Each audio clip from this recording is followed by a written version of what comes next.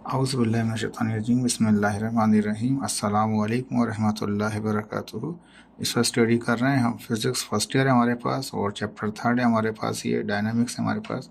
और इसके last lecture के अंदर हमने यहाँ पे आपको एमसीक्यूज़ और साथ साथ सीआरक्यू क्वेश्चंस डिफाइन कर दिए थे वहाँ पे, और जो चीज़ हमने ऑलरेडी लेक्चर के अंदर डिलीवर की हुई है उसका भी बता दिया था। लेकिन आज का जो लेक्चर है वो पूरा का पूरा आपका ईआरक्यू क्वेश्चंस के ऊपर डिपेंड करेगा। यहाँ पे 4 सवाल दे रखे हैं इन्होंने यहाँ पे, और हर एक में उसने कहा है कि डेली जो एक लाइफ के अंदर जो एग्जांपल्स हैं, इसकी जो यूजेज है हमारे पास वो कौन कौन सा है। तो चारों के मैं क्या करूँगा, ये सवाल के जवाबात को डेली के उसके हिसाब से ऐड कर दूंगा, क्योंकि Newton second law of motion already मैं डिफाइन कर चुका हूँ।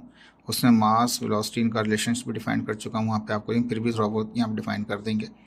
इस तरह से सेकंड क्वेश्चन में कंजर्वेशन ऑफ हमारे पास मोमेंटम है, और रियल लाइफ के अंदर मोमेंटम के यहाँ पे और कहता है टाइप ऑफ ईच टाइप, यानी कोलिजन के, यानी कि इलास्टिक और इलास्टिक दोनों के हिसाब से इसको हम डिफाइन कर देंगे, और डेली लाइफ के अंदर एग्जाम्पल्स के साथ भी इसको डिफाइन करेंगे। तीसरा क्वेश्चन हमारे पास यहाँ था इम्पल्स के बारे में था। तो इम्पल्स का जो सेम चीज़, जो इंपॉर्टेंट चीज़ होती है वो टाइम होता है ना, तो उसके हवाले से ऑलरेडी पहले डिफाइन किया हुआ है मैंने वहाँ पे, लेकिन यहाँ पे वहाँ से आप ले लीजिएगा स्टार्टिंग।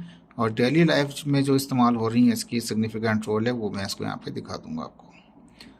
ठीक है, तो कहता है लॉ ऑफ कंजर्वेशन मोमेंटम, ये भी ऑलरेडी डिफाइन किया हुआ है, लेकिन इसकी एग्जाम्पल्स जो है डेली लाइफ की यहाँ पे हम इसको फोकस करेंगे यहाँ पे। ठीक है, ERQs है हमारे पास ये। तो पहला सवाल ये था न्यूटन सेकंड लॉ बताइए। तो सेकंड लॉ को आप वहीं से जाके जो नोट्स में ऑलरेडी डिफाइन कर चुके हैं वहीं से आप उसको लेक्चर को कॉपी कर सकते हैं, वहाँ से ले सकते हैं, समझ सकते हैं वहाँ से। अब ये कहता है कि how it related to force mass and acceleration, तो वहाँ पे भी डिफाइन किया हुआ है इसके अंदर, मास के साथ एक्सेलेरेशन के साथ डायरेक्टली था, और एक्सेलेरेशन का मास के साथ क्या था वो इन्वर्सली था। ये तमाम चीज़ें वहाँ ऑलरेडी आपको डिफाइन की हुई हैं मैंने। ठीक है, लेकिन यहाँ पे जो चीज़ थी, जो एक्स्ट्रा चीज़ इसमें पूछी यार कि मैं provide an example to illustrate the concept, उसके कॉन्सेप्ट के हवाले से कुछ एग्जाम्पल्स भी बताइए। तो यहाँ पे एग्जाम्पल्स को स्टडी करेंगे, 5-5 केस स्टडी करेंगे ताकि वो आपको ईजी हो जाए। कहता है कि पहला टाइप कहता है इसका, पहला एग्जाम्पल कहता है when we press on the accelerator, जब गाड़ी चलाते हैं तो गाड़ी के अंदर हमारे पास एक्सीलेटर होता है, जिसमें हम एक्सीलरेट देते हैं, स्पीड देना शुरू करते हैं। जब हम एक्सीलेटर के ऊपर प्रेस करते हैं अपने पाँव को, भी अप्लाई मोर फोर्स, हम उसके ऊपर ज़्यादा फोर्स लगाते हैं, सो द स्पीड इंक्रीज, तो उसकी ऐसे क्या होता है, इसकी स्पीड बढ़ जाती है। स्पीड जब बढ़ने को ही हम एक्सेलरेशन कहते हैं। ठीक है, तो यहाँ पे कहते हैं जो गाड़ी का एक्सीलेटर होता है उसको हम जैसे ही एक्सीलेट करते हैं, फोर्स लगाते हैं, तो क्या होता है वो आहिस्ता आहिस्ता उसकी गाड़ी की स्पीड को बढ़ाता है।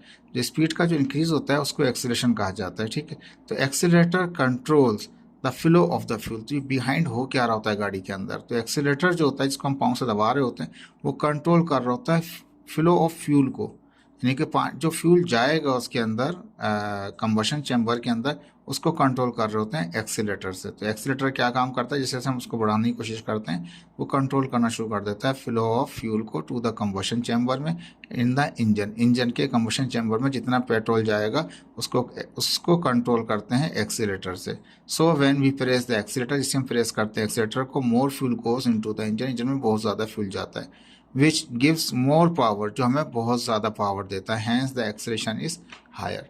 तो नतीजा क्या होता है, एक्सेलेरेशन क्या होती है उसकी, वो ज़्यादा हो जाती है हमारे पास।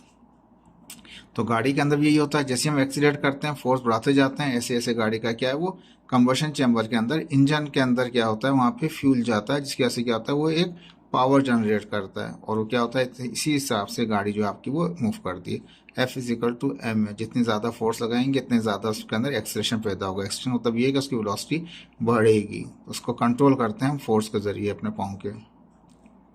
ठीक है जी, इसका सेकेंड एग्जाम्पल हमने यहाँ पर लिया, if we push two object with the same force, अगर दो ऑब्जेक्ट हैं, एक फ़र्ज़ कर लिया यहाँ पे 50 kg का है और एक फ़र्ज़ कर लिया हमारे पास 10 kg का है। ठीक है, तो यहाँ पे चाहें तो आप इसको लिख सकते हैं कि इसका जो ऑब्जेक्ट है हमारे पास ये हमारे पास फ़र्ज़ कर लेंगे हमारे पास है, ये हमारे पास है 50 kg। ठीक है जी, इसको कंसिडर कर लेंगे हमारे पास 50 kg का है, और दूसरा जो ऑब्जेक्ट है वो फ़र्ज़ कर लें हमारे पास वो 10 kg का है।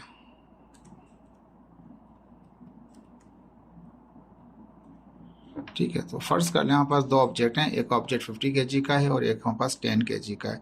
अगर इसको हम पुश करने की कोशिश करें, यहाँ से फोर्स लगाएं कि आगे मूव करें, तो if we push two object with the same force, अब फर्ज के यहाँ पर 10 न्यूटन की फोर्स लगा के इसको पुश करने की कोशिश करते हैं और इसको भी हम फोर्स लगा के 10 न्यूटन की ही फोर्स लगा के इसको पुश करने की कोशिश करते हैं, then the lighter of the two object will move at the higher speed. अगर इस पर भी 10 न्यूटन फोर्स लगाई है और इस पर भी हमने कितनी फोर्स लगाई है, 10 न्यूटन की फोर्स लगाई है, तो ये तेज़ी से मूव कर जाएगा इसके मुकाबले के अंदर। तो कहता है the two object should be the same material, चाहिए दोनों के दोनों एक ही मटेरियल के हों, otherwise the fraction of force में इम्पैक्ट ऑन द एक्सपेरिमेंट। अगर कोई अदर मटेरियल होगा तो फ्रैक्शन ऑफ फोर्स भी ऐड करनी पड़ जाएगी, लेकिन हम यहाँ ये कह रहे हैं कि हमने मटेरियल सेम रखा हुआ है, इस पर भी 10 न्यूटन फोर्स लगाई, इस पर भी हमने 10 न्यूटन फोर्स लगाई, लेकिन ये इस पर एक्सीलरेट नहीं हुआ ज़्यादा वेट की वजह से, वो ज़्यादा तेज़ी से एक्सीलरेट हो गया हमारे पास। तो मास अगर हम बढ़ा देंगे तो क्या होगा, उसकी एक्सेलरेशन भी कम हो जाएगा उसका। तो मास 50 ज़्यादा था तो कम एक्सेलरेशन पैदा हुआ 10 न्यूटन फोर्स से। मास हमारे पास 10 kg था, कम मास था, तो क्या हुआ, ज़्यादा एक्सेलरेशन प्रोड्यूस हो गया। न्यूटन का सेकेंड लॉ ओबे हो गया इसके अंदर भी। ठीक है, इन क्रिकेट में क्या होता है, the faster you swing your bat, जितना तेज़ आप बल्ले को घुमाते हैं, द हिट द बॉल को हिट करने के लिए, then the more force you will act on the ball, ज़्यादा फोर्स, जितनी तेज़ी से आप बल्ले को घुमाएंगे इतनी ही तेज़ी से क्या करेंगे, हिट करेंगे, इतनी ज़्यादा ही फोर्स लगाएंगे बॉल पर। Ball travel faster and cover more distance, जितनी ज़्यादा फोर्स होगी इतना ही ज़्यादा हमारे पास एक्सेलरेशन होगा, इतना ज़्यादा एक्सेलरेशन होगा इतना ही फास्ट वो मूव करेगी और इतना ही डिस्टेंस वो कवर करेगी। न्यूटन सेकंड लॉ को ओबे करता है आपका क्रिकेट के मैच के अंदर। जब आप जितनी तेज़ी से बल्ला घुमाते हैं इतना ही ज़्यादा वो एक्सेलरेशन पैदा करते हैं। जब बल्ला ऐसा से उसको टुक करके उसको सिर्फ रोक देते हैं बॉल को, तो बॉल ज़्यादा दूर तक नहीं जाती, इतना एक्सेलरेशन पैदा नहीं होता है। जितनी फोर्स होगी इतना ही ज़्यादा एक्सेलरेशन प्रोड्यूस हो जाएगा। ठीक है जी, न्यूटन सेकंड लॉ है, F इक्वल टू m है हमारे पास। कहता है it is very easy to lift an empty bag, एक बिल्कुल सेम बैग्स हैं, एक बिल्कुल खाली है, कुछ भी नहीं है उसमें। It is very easy to lift an empty bag compare to a heavy bag, same size का था वो, लेकिन ये खाली था, ये भरा हुआ था, उसको उठाना आसान था उसको। Mass increase the force required to lift the bag, तो कहता है मास इंक्रीज हो जाता है किसके लिए, mass increases the force required to lift the bag, तो जितना मास ज़्यादा होगा इतनी ज़्यादा फोर्स की जरूरत पड़ेगी हमें उसको बैग को लिफ्ट करने के लिए। तो मास का और फोर्स का रिलेशन आ गया यहाँ पे हमारे पास। तो ये सेकंड लॉ में आ गया, जितना ज़्यादा मास है इतनी ज़्यादा फोर्स चाहिए हमारे पास। जिसका मास ही नहीं है अंदर, उसके अंदर वेट ही नहीं है, उसके अंदर कुछ क्वांटिटी ही नहीं है उसके अंदर, तो क्या होगा, वो ईजिली रहेगा। तो less mass less force, more mass more need to force to move और लिफ्ट अदर थिंग्स।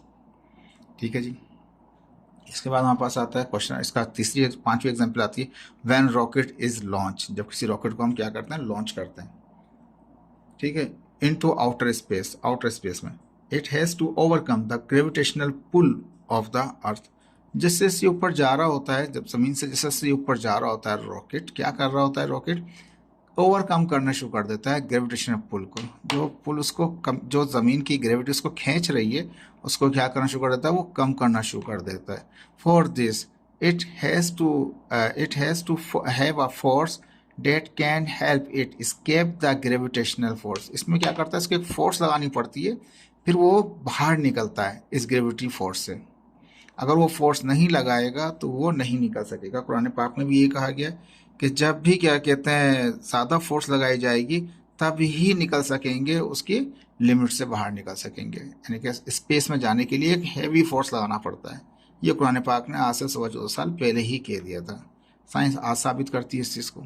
कहता है for this it has to have a force that can help it to escape, निकालने के लिए the gravitational force, the thrust provided to by the conversion provide the rocket, thrust provide करते हैं हमारे पास, thrust बनता है हमारे पास। ठीक है, थ्रस्ट कैसे क्या होता है कि एग्जॉस्ट गैसें नीचे जाती हैं और वो क्या होता है, रॉकेट अप चला जाता है। वेट भी देखें नीचे दिखा रहे हैं हम यहाँ पे, और थ्रस्ट क्या करेगा, फिर वो आगे उसको अप मुड़ के थ्रस्ट प्रोवाइड करता है कब, जब combustion provide the rocket with the velocity greater than the escape velocity. जब एस्केप वेलोसिटी से रॉकेट की वेलोसिटी ज़्यादा होगी तो ही वो निकलेगा, इस ग्रेविटी रेंज से बाहर निकलेगा। The force required to reach this velocity force is based on Newton second law. ये जो ये जो फोर्स की ज़रूरत पड़ती है इसको बाहर निकलने के लिए, तो वहाँ पे भी न्यूटन का सेकंड लॉ ही एप्लीकेबल हो रहा होता है, उस पर बेस कर होता है। Weight of the rocket is adjusted to achieve the this velocity. Weight के ज़रिए हम अचीव कर सकते हैं, वेट को एडजस्ट करके अचीव कर सकते हैं कि कितनी वेलोसिटी होगी, यानी कि जितना ज़्यादा वेट होगा इतनी ही ज़्यादा उसको वेलोसिटी भी रिक्वायर होगी, लेकिन लेस वेट रखते हैं ताकि वो ईजिली स्केप कर सके ग्रेविटेशनल फील्ड को। तो क्या होता है, न्यूटन का सेकंड लॉ इसमें एप्लीकेबल हो जाता है हमारे पास, क्योंकि इसमें फोर्स लगानी पड़ती है हमें, और जितना ज़्यादा उसका वेट होगा इतनी ज़्यादा उसकी फोर्स की जरूरत पड़ेगी, जितना कम वेट होगा इतनी ही कम उसकी वेट की हमें ज़रूरत पड़ेगी। तो रॉकेट जो है वो एक एग्जाम्पल है जो न्यूटन के सेकंड लॉ को फॉलो कर रही होती है, थर्ड लॉ को भी फॉलो कर रही होती है, क्योंकि गैसेस की डायरेक्शन नीचे होती है, वो अपवर्ड जा रहा होता है, तो थर्ड लॉ की बात हो जाएगी, लेकिन थर्ड लॉ यहाँ पे टॉपिक नहीं है हमारे पास, ये सेकंड लॉ का टॉपिक चल रहा है हमारे पास। तो F इजिकल टू ma वाली चीज़ चल रही है यहाँ पे। तो रॉकेट जब भी लॉन्च करेंगे स्पेस के अंदर, तो ग्रेविटेशनल फील्ड जो जिस अर्थ की जो ग्रेविटेशनल फील्ड है उसको वो ओवरकम करना शुरू कर देता है, तो वो नीचे खींच रहा होता है, ये अप। अभी अप कैसे जाएगा, जब इसका वेलोसिटी ज़्यादा हो जाए, किससे, एस्केप वेलोसिटी से ज़्यादा हो जाए, उससे बाहर निकलने की वेलोसिटी से ज़्यादा हो जाए। उसके लिए एक मेन चीज़ इसका वेट होता है जो उसको रुकावट मुहैया कर रहा होता है। वेट डब्ल्यू इजिकल टू क्या होता है, वो mg होता है। वेट ज़्यादा है तो ग्रेविटी अपनी जगह पर है, मास उसका अगर ज़्यादा रखा जाएगा तो वेट की फोर्स ज़्यादा हो जाएगी उसके ऊपर, इसलिए लेस वेट रखा जाता है इसके अंदर, रॉकेट के अंदर हमारे पास। ठीक है, ये 5 एग्जाम्पल्स हमने डिफाइन की। देखिए यहाँ पे ERQ का क्वेश्चन नंबर 2 आ गया। इसमें कहता है कि how does the conservation of momentum apply on each type of the collision. कहता है हर टाइप का जो कोलिजन है, दो टाइप के कोलिजन होते हैं, हमारे पास इलास्टिक कोलिजन, एक दूसरा होता है इन इलास्टिक कोलिजन। तो कहता है कि कंजर्वेशन ऑफ मोमेंटम अप्लाई होता है ईच टाइप के ऊपर, तो ज़ाहिर दोनों ही टाइपों के अंदर कंजर्वेशन ऑफ मोमेंटम सेम ही रहता है। तो give real life example of वो टाइप ऑफ कोलिजन, दोनों कोलिजन के अंदर रियल लाइफ उनके बता दीजिए। ठीक है, अब इलास्टिक कोलिजन के अंदर क्या होता है हमारे पास, याद होगा पीछे हमने पढ़ा था वहाँ पे। तो कहता है कि how does the conversation of momentum apply on each type. तो ये मैंने वहाँ पे दोनों को डिफाइन कर रखा है, इलास्टिक कोलिजन को मोमेंटम के साथ भी और काइनेटिक एनर्जी के साथ भी, और इन इलास्टिक कोलिजन को भी डेफिनेशन बता रखी है वहाँ पे, मोमेंटम के साथ भी बता रखा है और उसके साथ बता रखा है काइनेटिक एनर्जी के साथ। तो वहाँ से आप वो पिक कर सकते हैं। रियल लाइफ इसकी जो एप्लीकेशन है या एग्जाम्पल्स हैं उसको हम यहाँ स्टडी करेंगे। तो कहता है रियल लाइफ एग्जांपल्स क्या हैं इलास्टिक कोलिजन की। तो इलास्टिक कोलिजन हो चाहे इन इलास्टिक कोलिजन हो, दोनों टाइप होती है कोलिजन की हमारे पास, दोनों में मोमेंटम सेम रहता है, सिर्फ काइनेटिक एनर्जी का फ़र्क हो जाता है। तो कहता है यहाँ पे इलास्टिक कोलिजन के अंदर, तो कहता है कि इलास्टिक कोलिजन में मोमेंटम भी सेम रहेगा और काइनेटिक एनर्जी भी सेम रहती है। ठीक है, तो हमें मोमेंटम की स्टडी करनी है, तो कंजर्वेशन मोमेंटम अप्लाई जो होगा। तो रियल लाइफ में कहता है कि पहली एग्जाम्पल कहता है कि वैन यू ड्रॉप, जब आप ड्रॉप करें या थ्रो करें। अब ये लड़का क्या कर रहा है, थ्रो कर रहा है, ज़मीन की तरफ मार रहा है, बॉल को मारेगा, जैसे क्रिकेट की बॉल होती है उसको मारेगा। तो when you drop or throw the ball towards the ground, ground पे मारेगा, then ground will bounce back, जैसे ही बॉल ज़मीन पे पड़ेगी तो वापस बाउंस बैक होगी to you, hence momentum and the kinetic energy before and after collision will be the same. तो ये इसका मोमेंटम टकराने से पहले का और टकराने का बाद का, तो क्या होगा, वो भी बराबर होगा, और काइनेटिक एनर्जी भी इसकी बिफोर एंड आफ्टर कोलिजन भी क्या होगी उसकी, वो सेम रहेगी। तो ये एक एग्जाम्पल होती है, जब भी आप किसी बॉल को मारते हैं ज़मीन के ऊपर, वो टकरा के वापस आती है, आपके हाथ में आ जाती है। तो ये एक एग्जाम्पल है आपके पास किसकी, इलास्टिक कोलिजन की। ठीक है जी, इसमें काइनेटिक एनर्जी भी सेम रहती है और इसके अंदर इसका मोमेंटम भी सेम रहता है, कन्वर्ज हो जाता है, यानी कि ट्रांसफर हो जाता है एक जगह, एक फॉर्म से दूसरी फॉर्म में। दूसरी टाइप एग्जाम्पल में कहता है इसके द कोलिजन ऑफ 2 बिलियर बॉल्स। अब बिलियर जब खेल रहे होते हैं वहाँ पे 2 बॉलों को हिट करते हैं, एक बॉल को हिट करते हैं आगे जाके पूरे फ्रेम को भी हिट कर सकता है और 2 से ज़्यादा गेंदों को भी हिट कर सकता है। तो कोलिजन होता है 2 बॉल्स के दरमियान में, बिकॉज बिफोर कहता है कि इज इलास्टिक, सॉरी क्या यहाँ पे हमने लिखा, तो कोलिजन जो बिलियर बॉल्स का है वो इलास्टिक है। इलास्टिक का मतलब ये है कि इसमें टकराने से पहले का और टकराने के बाद का मोमेंटम भी सेम रहेगा, इनके टकराने से पहले की और टकराने के बाद की काइनेटिक एनर्जी भी क्या रहेंगी, सेम रहेगी, because before and after collision momentum and the kinetic energy will same. तो इनमें क्या होता है, काइनेटिक एनर्जी भी और मोमेंटम भी टकराने से पहले का और टकराने के बाद का भी क्या रहता है, वो सेम रहता है इसके अंदर। तीसरी एग्जाम्पल यहाँ पे हम कहते हैं इसके अंदर द कोलिजन ऑफ अ बेट। अब एक क्रिकेट का बेट है, इसको अगर ये हिट करता है किसी बॉल को तो टकराव होगा, कोलिजन होगा इसका। तो कहता है the collision of a bat and the ball is elastic, ये भी एक कोलिजन जो है इनका, इसको भी इलास्टिक कहते हैं। Because before and after collision, टकराने के बाद का जो कोलिजन के बाद का मोमेंटम और उसकी काइनेटिक एनर्जी क्या रहती है, सेम रहती है। ठीक है जी, ये भी एक एग्जाम्पल आपके पास क्रिकेट बैट की, बॉल की और क्रिकेट के शॉट की। चौथी एग्जाम्पल कहते हैं the collision between the gas molecule in a container. अब एक कंटेनर है, उसमें गैस भरी हुई है हमारे पास, ठीक है, तो उनमें गैस मालिक्यूल क्या करते हैं, टकराते हैं, आपस में भी टकराते हैं और वॉल से भी टकराते हैं। तो कोलिजन चलता रहता है गैस मालिक्यूल के अंदर। तो कहता है कि कोलिजन जो होता है गैस मालिक्यूल्स में in a container is elastic collision, वो भी एक फॉर्म है किसकी, इलास्टिक कोलिजन की। Because before and after collision momentum and the kinetic energy will be the same. दोनों के दोनों कोलिजन भी और मोमेंटम भी और काइनेटिक एनर्जी भी कोलिजन का क्या रहता है, वो सेम रहता है। ठीक है, तो ये गैस मालिक्यूल की एग्जाम्पल है। यहाँ पे एक अदर दे दिया, when two ball collide to each other, दो बॉल जब आपस में टकराती हैं कहीं पे भी, एंड बाउंस बैक, यानी कि ये वापस इधर चली जाए और वो वापस वहाँ चली जाए। ऐसा नहीं इसके साथ चले, ये वापस यहाँ चली जाए और वो वापस वहाँ चली जाए, बाउंस बैक हो जाए। बाउंस बैक का मतलब है ये यहाँ से आई थी, टकराई, वापस यहाँ चली गई, ये आई यहाँ से टकराई, यहाँ से वापस चली गई।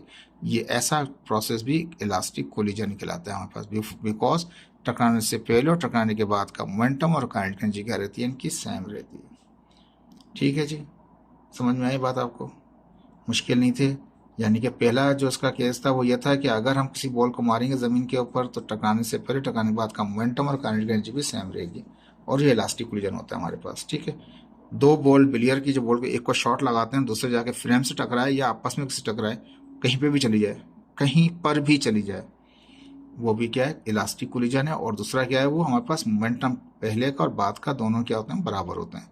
क्रिकेट बैट भी एक एग्जाम्पल थी हमारे पास, जब क्रिकेट बैट शॉट मारता है किसी भी बॉल को तो वो भी इलास्टिक कोलिजन होता है। उनके मोमेंटम आपस में क्या होते हैं, बराबर होते हैं, उनकी काइनेटिक एनर्जी भी पहले की और बाद की बराबर होती है।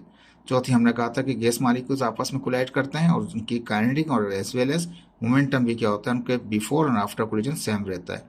पांचवी एग्जाम्पल हमने कहा था कि दो बॉल जो सेम है बिल्कुल हमारे पास, अगर आती हैं, टकराती हैं, और ये आया था लेफ्ट से आया था राइट की तरफ, ये राइट से आ रहा था लेफ्ट की तरफ, ये लेफ्ट से आया था राइट की तरफ और ये राइट से आया था लेफ्ट की तरफ, दोनों टकराए, ये वापस वहाँ चला गया और ये वापस वहाँ चला गया। ऐसा कोलिजन भी क्या होगा, वो भी इलास्टिक लाएगा। ठीक है जी, ये तो हो गया इलास्टिक। अब इन इलास्टिक कोलिजन कौन से होंगे, तो वो टॉपिक वहाँ से देख सकते हैं। इसमें क्या होगा, हमारे पास मोमेंटम तो सेम रहेगा, मोमेंटम में कोई फर्क नहीं पड़ता, चाहे इलास्टिक कोलिजन हो चाहे इन इलास्टिक हो, लेकिन काइनेटिक एनर्जी का फर्क पड़ जाता है इन इलास्टिक में, क्योंकि उनकी बराबर नहीं होती। मोमेंटम दोनों में कहीं बराबर होता है। तो रियल लाइफ एग्जांपल्स की हमारे पास है जो आम जिंदगी में या दुनिया में हो रही होती हैं। कहता है व्हेन अ बॉल और iron when a ball of iron, एक लोहे की बॉल ले लें या स्टील की बॉल ले लें, इज ड्रॉप फ्रॉम हैंड। जैसे पहला केस था, उसमें लड़का एक बॉल मार रहा था, टेनिस बॉल को मार रहा था, फर्ज कर लें। अब यहाँ पे क्या कर रहा है, टेनिस बॉल नहीं है, अब यहाँ पे आयरन या स्टील की एक बॉल है, या एक बॉब समझ लें, बॉल ना कहें तो बॉब, एक गोला समझ लें, अब गोला आपके पास है, उसको आप ड्रॉप करते हैं, इसको चाहें तो आप उसको बॉब भी कह सकते हैं। ठीक है, ड्रॉप करें from hand and ball move towards ground. अगर बॉल से कह रहे हैं तो बॉल के कह लें कि बॉल नीचे ज़मीन में जाए, लोहे की या स्टील की। जैसे ही हाथ से ड्रॉप किया, नीचे गई, then ball hit the ground, ground को हिट करेगी, and not return back to the hand. सारा बात है, लोहे की अगर बॉल को छोड़ेंगे तो वो नीचे जाके वहीं रुक जाएगी, ज़मीन में धंस जाएगी। ठीक है, तो not return to back to the hand, हाथ में नहीं आएगी वापस। Then this collision is inelastic collision, ये ऐसे कोलिजन को हम बोलेंगे ये इन इलास्टिक कोलिजन है। Because before and after collision momentum was conserved, momentum तो कंजर्व्ड हो गया, but the energy is not conserved, और द सेम एनर्जी कंजर्व नहीं। ठीक है जी, मोमेंटम कंजर्व होगा लेकिन एनर्जी नहीं होगी। कहता है when a car hit the wall, जब एक कार हिट करती है किसी दीवार को, एंड डिफॉर्म मतलब वो तबाह हो जाती है। जैसे कार ने हिट किया किसी भी दीवार को, वो डिफॉर्म हो जाती है, वो तबाह हो जाती है, ख़राब हो जाती है। ठीक है, सो कोलिजन इज इन इलास्टिक, क्योंकि वो बाउंस बैक नहीं हुआ ना कहीं और गया, वहीं जाके स्टक हो गया। तो क्या हो गया, ये जैसे वो आयरन बॉल था वो भी स्टक हो गया था, ये कार भी जाके दीवार से टकराएगी, स्टक हो जाएगी, डिफॉर्म हो जाएगी। कोलिजन इन इलास्टिक लाएगा, because before and after momentum क्या होगा, वो तो कंजर्व हो जाएगा, मोमेंटम तो उसका कंजर्व हो जाएगा, लेकिन kinetic energy is not conserve in the same, और द सेम, ना तो वो कंजर्व होगा ना काइनेटिक एनर्जी सेम होगी इसकी। तीसरी एग्जाम्पल कहते हैं एन एक्सप्लोजन हुआ है is also an in elastic collision. कोई भी बम फट गया, फर्ज किया, ठीक है, तो क्या होगा, वो भी इन इलास्टिक कोलिजन कहलाता है, because before and after collision momentum was conserve. Momentum तो उसका कंजर्व हो जाएगा, but the kinetic energy is not conserve. वो काइनेटिक एनर्जी कंजर्व नहीं होती एक्सप्लोजन के अंदर। ये भी एक एग्जाम्पल है, मैंने पिक्चर नहीं बनाई लेकिन इसको वैसे ही लिख दिया। कहता है अब बुलेट हिट द टारगेट, अगर फर्ज करें कोई बुलेट हिट करता है किसी टारगेट को, is also an elastic collision. तो ये भी क्या कहलाता है, अगर कोई बुलेट ने हिट किया किसी टारगेट को, वो भी इलास्टिक, क्योंकि वो जाके जैसे हिट करेगा, किसी भी टारगेट को हिट करेगा, वहीं एकदम से डिफॉर्म हो जाएगा, वहीं जाके स्टक हो जाएगा हमारे पास, because before and after collision momentum was conserve. Momentum तो उसका कंजर्व हो जाएगा, but kinetic energy was not conserve और द सेम, वो कंजर्व नहीं होती काइनेटिक एनर्जी उसकी। पांचवा इसका कहता है when the two ball collide together, दो बॉलें आपस में टकराई हैं, एंड नॉट बाउंस बैक। पहले केस में बाउंस बैक हुआ था, कहता है ये बाउंस बैक नहीं होती, but move in the same direction. वो दोनों आई, टकराई और दोनों एक साथ चली गई। दोनों, एक बॉल आगे जा रही, दूसरी बॉल आई, टकराई, ये दोनों ने ऐसे टकराया और ये साथ मिलकर चली गई। ना तो बाउंस बैक हुई, ना ही कहीं और गई, एक ही साथ मिलकर चली गई, दोनों के दोनों एक ही साथ हो गई, इन लाइन हो गई। When two ball collide together, यानी कि एक बॉल ऐसे आई, एक बॉल ऐसे आई, टकराई, लेकिन ये दोनों साथ मिलकर चलने लग गई, या तो राइट साइड पे या लेफ्ट साइड पे या किसी भी साइड पे, लेकिन मिलकर चलने लग गई। When two ball collide together not bounce back, bounce back भी नहीं किया उसने, ठीक है, but move in the same direction as a single unit बन के, एक ऑब्जेक्ट बन के साथ साथ मूव हो गए, इज आल्सो इन इलास्टिक। इसको इन इलास्टिक कहेंगे, because before and after the collision momentum was conserve, पर the kinetic energy was not conserve और द सेम। ठीक है जी, ये क्वेश्चन नंबर 2 था आपका। ठीक है जी, आज के लेक्चर में सिर्फ ER के क्वेश्चन ही करेंगे, प्रॉब्लम्स नहीं कर सकते, क्योंकि वो भी 7 प्रॉब्लम्स हैं, ज़्यादा हैं, इनको समझाने में भी टाइम लगता है।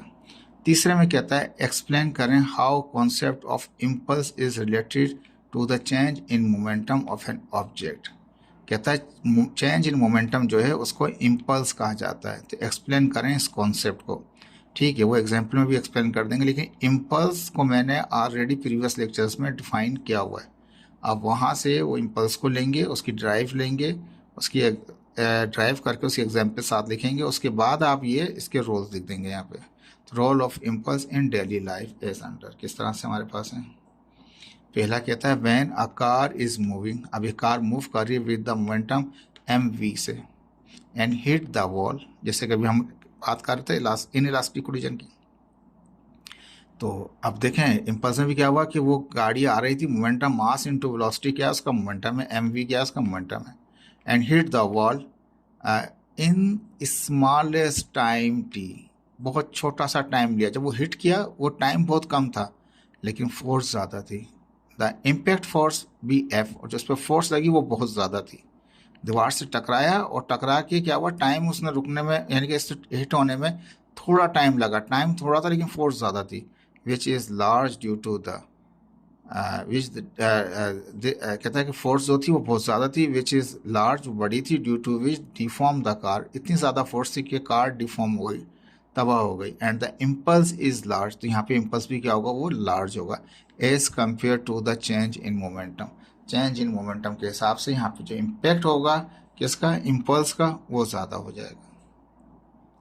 ठीक है, अगर टाइम कम है तो फोर्स ज़्यादा होगी, और अगर टाइम ज़्यादा होगा, ठीक है, किसी भी याद रख लीजिए, इम्पल्स का मसला ये है कि जितना कम टाइम होगा, याद रखिए इम्पल्स इतना ही हाई होगा। ठीक है जी, अब मोमेंटम मास इनटू वेलोसिटी था, यहाँ पे इम्पल्स है, इम्पल्स खुद बराबर होता है rate of change of momentum के, ठीक है, लेकिन यहाँ पे जो इम्पल्स है वो लार्ज हो जाएगा। ठीक है, अब देखें इसकी एक एग्जाम्पल और देखें। When a car is moving with a momentum mv, वही कार उठा ली हमने, mv इसका मोमेंटम था, and suppose car is out of control, suppose कर लें कार आउट ऑफ कंट्रोल थी, ब्रेक नहीं लग रहे आपके इस गाड़ी के। If car hit the hashtag, hashtag कहता है एक घास फूस का एक जो बना होता है ना, जैसे कि एक जगह खेती बाड़ी में जाके देखेंगे, फार्मिंग में, वहाँ पे एक है स्टेक होता है, यानी कि घास फूस होता है, ये समझ लें, एक घास फूस पड़ा हुआ है यहाँ पे, ठीक है। तो कहता है सपोज कर लें कार जो है वो आउट ऑफ कंट्रोल हो गई है और कार हिट करती है इसको, है स्टेक को हिट करती है, then car took some time, और वो इसमें जब हिट करती है ये बिल्कुल ही बुदबुदा सा होता है, ये बिल्कुल हल्का होता है, लाइट होता है, बिल्कुल लाइट वेट होता है ये। जब इसको हिट करता है तो क्या होता है, वो आहिस्ता आहिस्ता इसमें से टाइम ज़्यादा लेना शुरू कर देता है उससे बाहर निकलने में। अब उससे बाहर निकला है तो सारा बिखेर दिया, लेकिन टाइम ज़्यादा हो गया इसमें, यहाँ पे इसको टाइम ज़्यादा लग गया। तो कहता है कि if the car hit the haystack को उसने हिट किया है, the car took some time, ज़्यादा टाइम लिया, to pass through the haystack, से गुजरने में टाइम ज़्यादा ले लिया उसने। एज ए रिजल्ट, जब ज़्यादा टाइम लगा इसको यहाँ पे, तो नतीजा क्या हुआ, टाइम ज़्यादा लगने से इसकी स्पीड टूट जाएगी इसकी। दिस कहते हैं as a result this time reduce the impact of force, जो इस पर अब फोर्स लगी थी इसके हिट होने की वजह से, फोर्स बहुत ही छोटी हो गई। एफ बड़ा था, एफ कितना छोटा हो गया, टाइम पहले कम लगा, अब यहाँ टाइम ज़्यादा लग गया।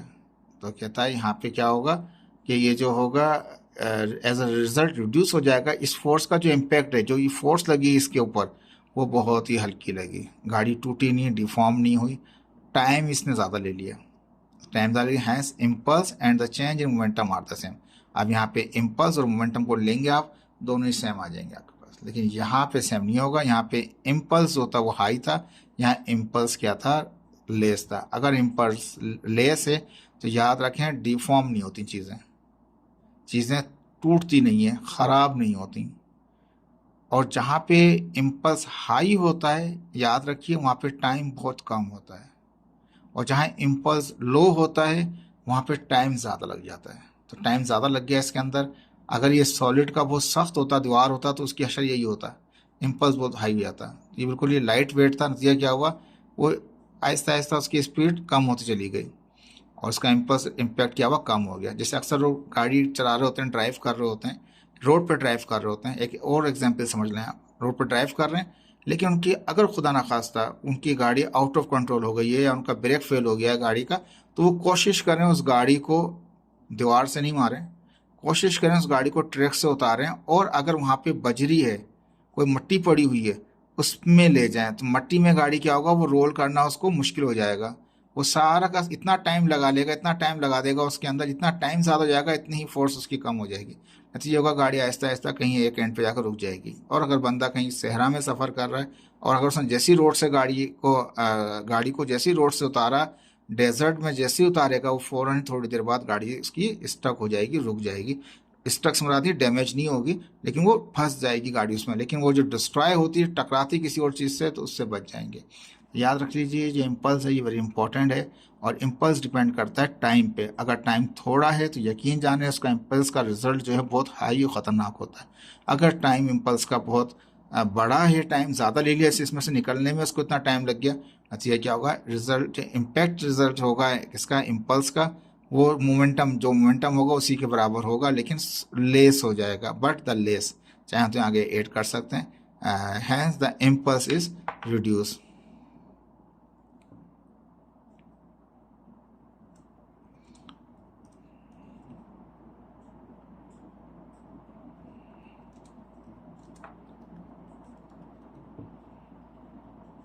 ठीक है जी, इम्पल्स क्या होगा, इसका कम हो जाएगा। इसको सेव कर लेते हैं। ठीक है, दो एग्जांपल्स हो गए इम्पल्स की। अब तीसरी दिखाता है यहाँ पे, इन बॉक्सिंग, ये बुक में भी दिखा रखी है तस्वीर, जब बॉक्सिंग हो रही होती है। अब यहाँ देखें कि ये टाइम से दिखा रहे हैं, इसकी पिक्चर ना देखें, तस्वीर बाद में देखें, पहले यहाँ फार्मूला देख लें। एफ टी, और एफ टी यहाँ पर भी है। अब टाइम बहुत ज़्यादा है, टाइम कम है, फोर्स ज़्यादा है।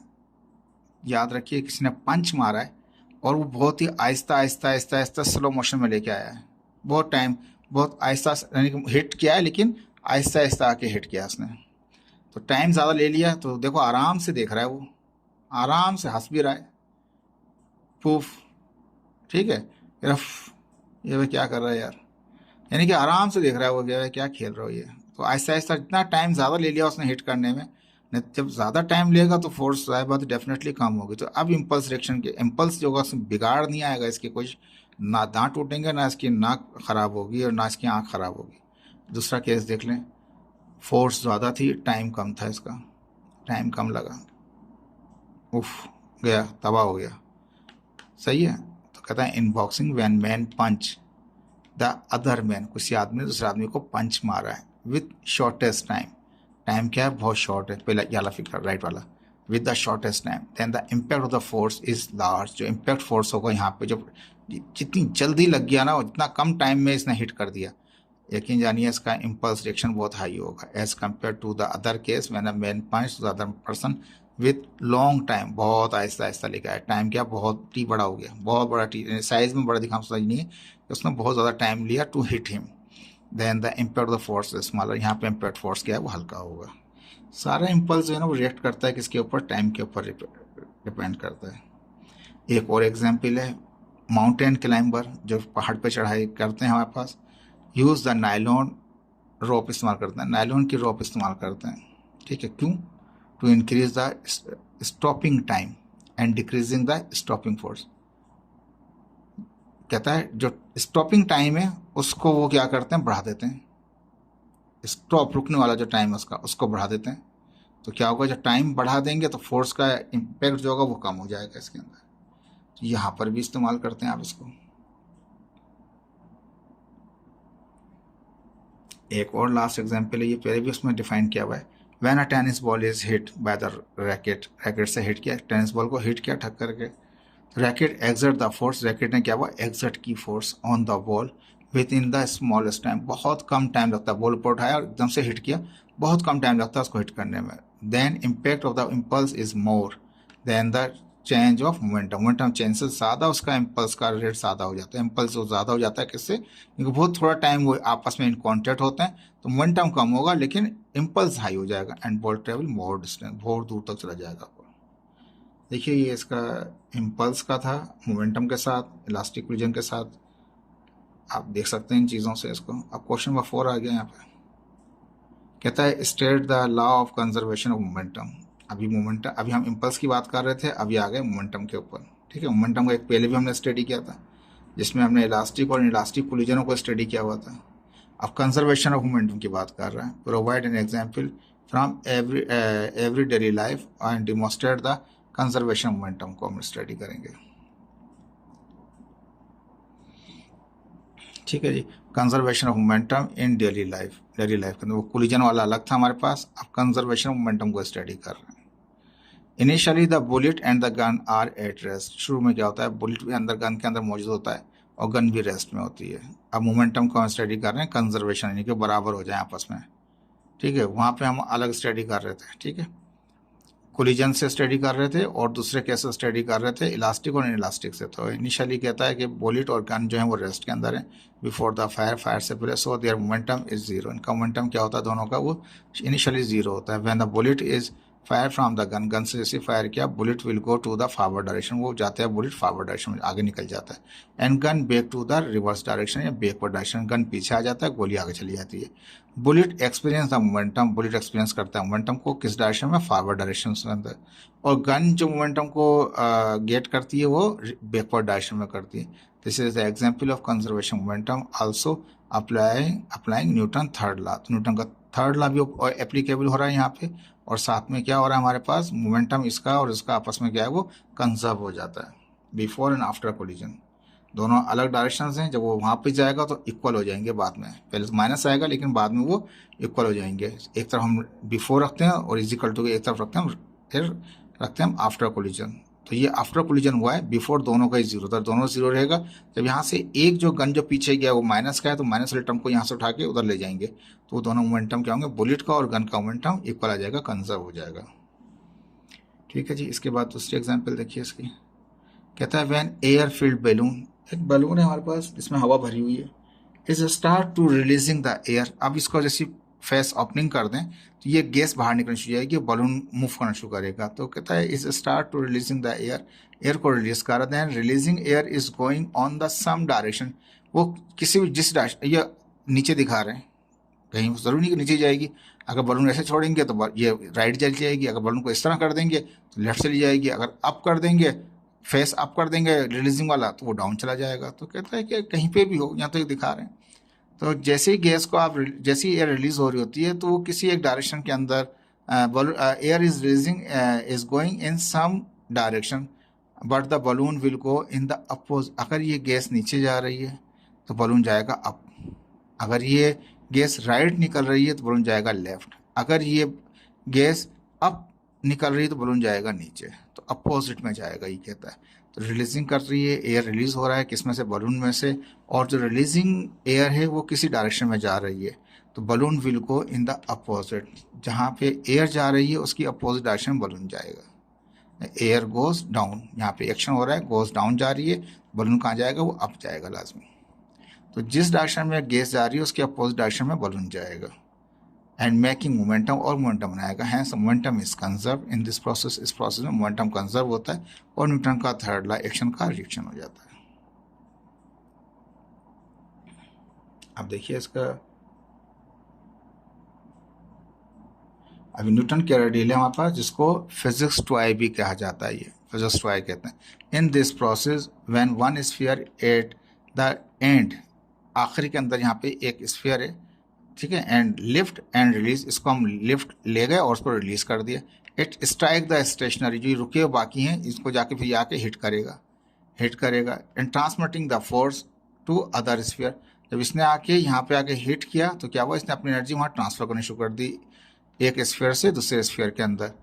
And in the last sphere, जो लास्ट स्फीयर होगा, फोर्स टू लिफ्ट अप, वो अप हो जाएगा। This is the conservation of momentum. ये किस तरह चल रहा होता है, तो इसको यहाँ भी देख सकते हैं आप, देखिए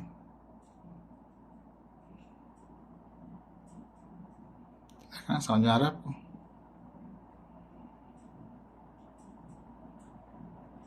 ये जैसे अप हुआ, हिट किया, एंड वाला वो अप चला जाएगा, फिर ऐसे ये चलता रहेगा प्रोसेस, तो इसको हम फिजिक्स टॉय भी कहते हैं इसको, ठीक है जी। ये भी कंजर्वेशन ऑफ मोमेंटम है हमारे पास।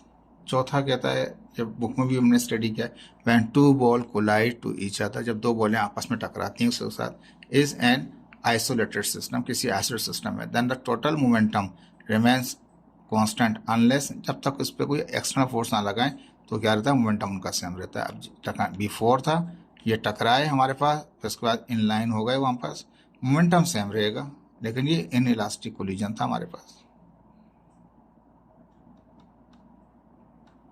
ये भी एक एग्जाम्पल था हमारे पास, ठीक है। इसका पांचवा एग्जाम्पल है हमारे पास, कहता है द जेट इंजन, कोई भी जेट इंजन हो सकता है। अब जेट इंजन चाहे वो मिसाइल में भी हो, या क्या कहते हैं रॉकेट में हो, या किसी प्लेन में हो, कहीं पर भी हो, जेट इंजन प्रोड्यूस करता है क्या, थ्रस्ट प्रोड्यूस करता है, and the hot gases, hot gases पैदा कर, जेट इंजन का काम है थ्रस्ट को पैदा करना और हॉट गैसेस को। These hot gases flow down, flow down हो जाता है आउट फ्रॉम द बेक, नीचे से निकल जाती हैं गैसेस की ऑफ द इंजन के, and the reaction, and in the reaction of these gases, इस गैसेस के रिएक्शन में क्या होता है, thrust is created, thrust create हो जाता है इन द अपोजिट डायरेक्शन में, अप डायरेक्ट, अब वो गैस नीचे जा रही है तो ये अप जाएगा। एंड इंजन, अगर ये इंजन था तो इंजन अप चला जाएगा, अगर ये प्लेन था तो प्लेन अप चला जाएगा, मिसाइल था तो मिसाइल, जो भी हो वो अपवर्ड मूव कर जाएगा। तो टोटल मोमेंटम कंजर्व हो जाता है, लेकिन टोटल मोमेंटम में ऐड करना पड़ता है कि इनिशियली पहले तो रेस्ट में था वो मिसाइल या रॉकेट जो था, पहले वो पावर मोमेंटम क्या था उसका, जीरो था, और ये before start and after start, ठीक है, पहले वो जीरो में था, बाद में क्या हुआ, वो थर्स्ट बना और रॉकेट अब जाना शुरू हो गया। मोमेंटम निकालेंगे अपोजिट डायरेक्शन में, न्यूटन का थर्ड लॉ भी लग रहा है इसके अंदर, और क्या होगा अपोजिट डायरेक्शन, बाद में वो क्या होगा, इक्वल निकल आएंगे, कंजर्व हो जाएंगे आपके पास। देखिए ये आपके पास इसके कुछ सवाल थे हमारे पास। क्वेश्चन नंबर 4 था, इसी तरह से क्वेश्चन नंबर आपके पास 3 था, 2 था, और ये 1 था हमारे पास। इनको कोशिश की मैंने समझाने के लिए, होपफुल कि आपको समझ में आया। कोई और एग्जाम्पल हो तो आप भी इसमें ऐड कर सकते हैं। नेक्स्ट लेक्चर आपका इसकी MCQs की, इनके MCQs पहले सॉल्व कर चुके हैं, CRQ क्वेश्चंस भी कर चुके हैं, ये ERQ क्वेश्चंस थे। अब इसके बाद न्यूमेरिकल का एक नया आपका लेक्चर आएगा। ओके, होपफुल आपको समझ में आया होगा, इसके समझने की कोशिश कीजिएगा, और इसके जो प्रीवियस लेक्चर हैं वहाँ से इनकी थ्योरियों को लेके इसको कंबाइन कर लीजिएगा जी। ओके, अल्लाह हाफिज़।